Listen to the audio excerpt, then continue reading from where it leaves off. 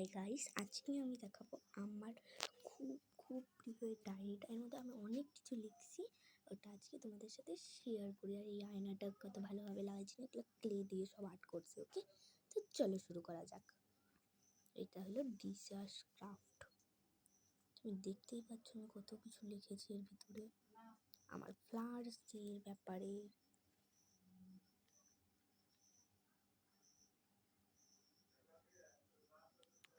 আমি অনেক দিন ধরে এগুলো বানাই, তো মাঝখানে না পড়াশোনার জন্য বানাতে ভুলে গেছিলাম।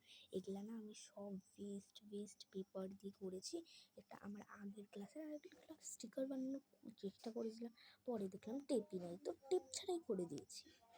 আর আমার বার্থডেরও দিন লিখেছি, ক্যালেন্ডারে বানায়, সব কিছুর ব্যাপারে আমি লিখেছি।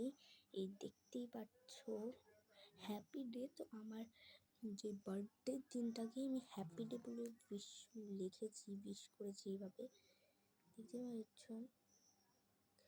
My favourite season is winter, happy Diwali, Durga পূজার ফটো লাগিয়েছি।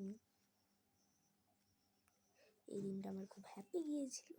এটা আমার পার্কের ছবি, এডেন পার্কের ফটো। অ্যান্ড এটা আমি কুচবিহারে থাকি অথচ, আর এটা হলো আসামে আমার দাদু বাড়ির ছবি। খুব ভালো না? আর আমি বাংলা পড়াশোনা করি।